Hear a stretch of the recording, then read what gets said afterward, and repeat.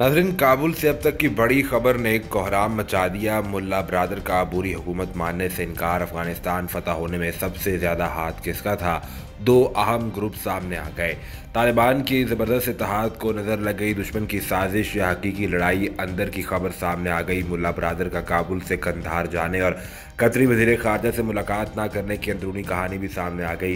Haqqani network और तालिबान का असल तनाज़ा क्यों हुआ और इसके पीछे असल वजह क्या थी, वीडियो में तफसील से इसके साथ साथ ये बताएंगे कि मुल्ला अब्दुल गनी ब्रादर की अब तक तालिबान के लिए क्या खिदमात रही हैं। अफगानिस्तान में हुकूमत साजी के मामले पर तालिबान के दो सीनियर रहनुमाओं के दरमियान तलक कलामी की इतलात सामने आ रही हैं। तालिबान ज़राए ने इस हवाले से तस्दीक की है कि अफगानिस्तान में हुकूमत साजी के मामले पर दो सीनियर रहनुमाओं के दरमियान तलक कलामी हुई। उन्होंने बताया कि तालिबान के शरीक बानी और अबूरी नायब वज़ीर आज़म मुल्ला अब्दुल गनी ब्रादर और काबीना के एक रुकन के दरमियान सदारती महल में तल्ख जुमलों का तबादला हुआ, जिसकी वजह से मुल्ला ब्रादर के मंजर-ए-आम से गायब हो जाने के बाद ये क्या सराहियाँ शुरू की गई थी कि तंजीम में इख्तलाफात पैदा हो गए हैं, ताहम उनकी तालिबान की जाने से तरदीद कर दी गई थी। अब एक तालिबान ज़राए ने बरतानवी नशरियाती इदारे को बताया कि नायब वज़ीर आज़म मुल्ला अब्दुल गनी ब्रादर और वज़ीर बराए मुहाजिरीन खलीलुर रहमान हक्कानी, जो कि हक्कानी नेटवर्क के सरकर्दा रहनुमा भी हैं, उनके दरमियान तल्ख जुमलों का तबादला हुआ। जबकि सदारती महल में मौजूद दोनों रहनुमाओं के पैरोकारों ने भी एक दूसरे से तकरार की। कतर में तालिबान के सियासी दफ्तर के रुकन और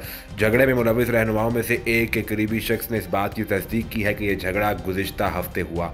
ज़राए का यह कहना है कि बहस तालिबान की नई हुकूमत के ढांचे से मुतल्लिक शुरू हुई, क्योंकि मुल्ला अब्दुल गनी ब्रादर अबूरी हुकूमत के स्ट्रक्चर से खुश नहीं थे। कहा जा रहा था कि यह झगड़ा अफगानिस्तान में तालिबान की फतह के क्रेडिट के मामले पर पाई जाने वाली तकसीम की एक कड़ी है। मुबैना तौर पर मुल्ला ब्रादर ये समझते हैं कि तालिबान की फतह का सेहरा उन जैसे रहनुमाओं की सिफारतकारी के सर बांधना चाहिए, जबकि हक्कानी ग्रुप के सीनियर अरकान की राय है कि अफगानिस्तान में तालिबान की फतह लड़ाई के जरिए हासिल की गई है। नाज़रीन, मुल्ला ब्रादर पहले तालिबान रहनुमा है जिन्होंने साबिक अमरीकी सदर ट्रंप से बराह रास्त बात की थी। टेलीफोन पर ट्रंप से उनकी गुफ्तगू 2020 में हुई और इससे कबल उन्होंने अफगानिस्तान से अमरीकी इनखला के मुआहदे पर भी तालिबान की जानिब से दस्तखत किए थे।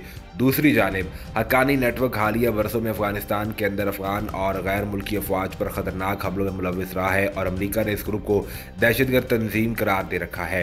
हक्कानी नेटवर्क के सरबराह सिराजुद्दीन हक्कानी तालिबान की अबूरी हुकूमत में वज़ीर दाखिला हैं। तालिबान रहनुमाओं के दरमियान इख्तलाफ की खबरें गुज़िश्ता हफ्ते ही सामने आना शुरू हो गई थी, जब मुल्ला ब्रादर अचानक मंजर-ए-आम से गायब हो गए थे। ये अफवाह भी फैलाई गई कि वो शायद मारे जा चुके हैं, लेकिन तालिबान की जानिब से इसकी तरदीद कर दी गई थी। तालिबान ज़राए का ये कहना है कि झगड़े के बाद मुल्ला ब्रादर काबुल से कंधार चले गए थे। फिर गुज़िश्ता रोज़ मुल्ला ब्रादर ने मुबैना ऑडियो पैगाम जारी किया, जिसमें उन्होंने कहा कि वो बैरूनी दौरे पर हैं, जहाँ भी हैं ठीक है। इस ऑडियो पैगाम की आज़ाद ज़राए से तस्दीक नहीं की जा सकी। तालिबान का इसरार है कोई झगड़ा नहीं हुआ और मुल्ला ब्रादर महफूज है, ताहम वो इस वक्त क्या कर रहे हैं, इस हवाले से तालिबान कोई ठोस जवाब नहीं दे पा रहे। एक तालिबान तर्जुमान ने बताया कि मुल्ला ब्रादर तालिबान के रहबर आला से मुलाकात के लिए कंधार गए हैं, लेकिन बाद में BBC पश्तो को बताया गया कि वो थक गए हैं और कुछ आराम करना चाहते हैं। ख्याल रहे कि इससे कबल 2015 में तालिबान ने अपने बानी रहनुमा मुल्ला मोहम्मद उमर की मौत को भी तकरीबन 2 साल तक खुफिया रखा और उनके नाम से पैगाम जारी करते रहे। ज़राए का यह कहना है कि मुल्ला ब्रादर जल्द इन क्यासराइयों का खात्मा करने के लिए कैमरे के सामने आएंगे। दूसरी जानिब तालिबान के सुप्रीम लीडर हिब्बतुल्लाह अखूनज़ादा के हवाले से भी काफ़ी अफवाहें गर्म हैं, जो कि कभी मंजर-ए-आम पर आए ही नहीं। वो तालिबान के सियासी, अस्करी और मजहबी अमूर के सरबराह हैं। नाज़रीन, काबुल में जुमे की रात फायरिंग की आवाज़ सुनी गई, जिसकी वजह दरअसल दो सीनियर तालिबान रहनुमाओं के दरमियान तलक कलामी के तबादले का नतीजा, जिसकी वजह से सदारती महल से लड़ाई होती हुई सड़कों तक आन पहुंची।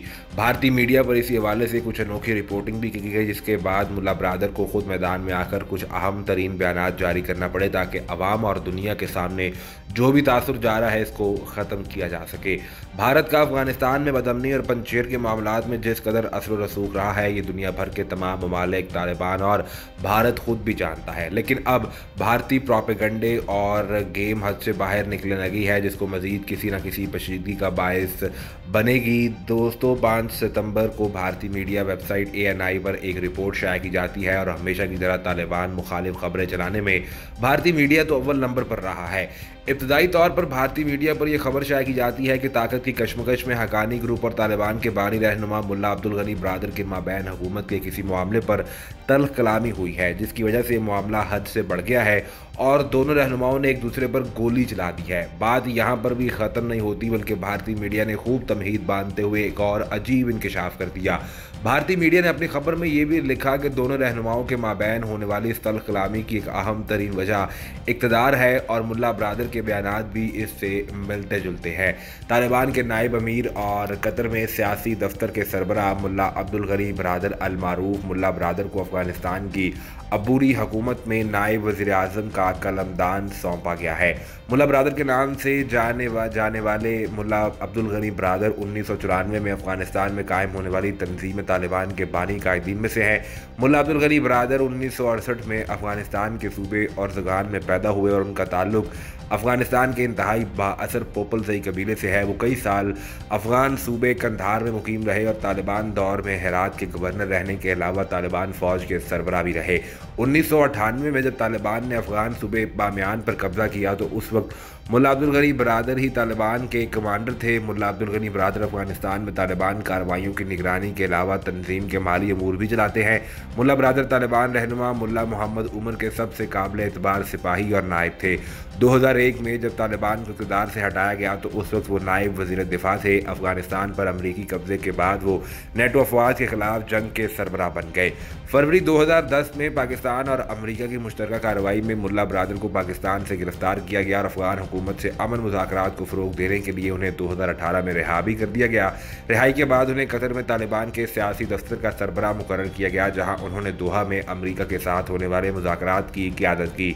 2020 में अमरीका के साथ अमन मुआहदे पर दस्तखत मुल्ला अब्दुल गनी बरादर नहीं किए थे, जिसके बाद अफगानिस्तान में अमरीका की 20 साला जंग का खात्मा हुआ। 2 रोज़ कबल अफगानिस्तान के अबूरी नायब वज़ीर आज़म अव्वल मुल्ला अब्दुल गनी बरादर के कत्ल की खबरों पर वजाहत सामने आई। गुज़िश्ता रोज़ कतरी वज़ीर ख़ारजा काबुल पहुंचे, जहां सदारती महल में उनका इस्तकबाल नायब वज़ीर आज़म दोयम अब्दुस्सलाम हनफी ने किया। इसके बाद कतरी वज़ीर ख़ारजा ने अफगान अबूरी वज़ीर आज़म मुल्ला हसन अखुंद और दीगर आला क़यादत से मुलाकात की। कतरी वज़ीर ख़ारजा के दौरा काबुल के मौके पर नायब वज़ीर आज़म मुल्ला बरादर की अदम मौजूदगी पर उनके कत्ल या ज़ख्मी होने की अफवाहें भी सामने आई थीं।